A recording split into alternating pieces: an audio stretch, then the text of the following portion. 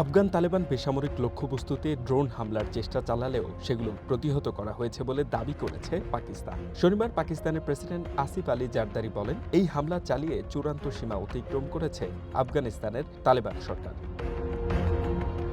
পাকিস্তান সেনাবাহিনীর দাবি, শুক্রবার রাতে কয়েকটি প্রাথমিক প্রযুক্তির ড্রোন নিক্ষেপ করা হয়েছিল, তবে সেগুলো লক্ষ্যবস্তুতে পৌঁছানোর আগেই ভূপাতিত করা হয়। এসব ড্রোনের ধ্বংসাবশেষ পড়ে দক্ষিণ পশ্চিমের কোয়েটা শহরে 2 শিশু আহত হয়েছে। এছাড়া উত্তর পশ্চিমের কুহাত ও রাওয়ালপিন্ডিতে মোট 2 জন বেসামরিক নাগরিক আহত হয়েছে বলে জানা গেছে।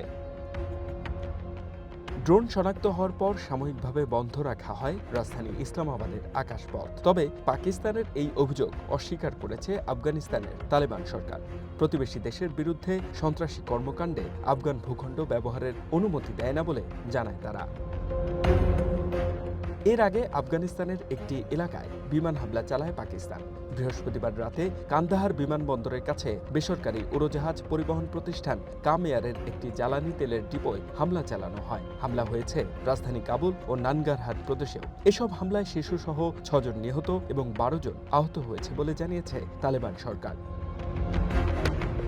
এদিকে আফগানিস্তান ও পাকিস্তানের মধ্যকার বিদ্যমান সমস্যা কেবল সংলাপের মাধ্যমেই সমাধান সম্ভব বলে জানিয়েছে চায়নার পররাষ্ট্রমন্ত্রী ওয়াং ই। শক্তি প্রয়োগ চলমান পরিস্থিতি আরও জটিল করবে এবং পারস্পরিক বিরোধকে উস্কে দেবে বলে মনে করে Beijing. H M Ataullah, one international desk.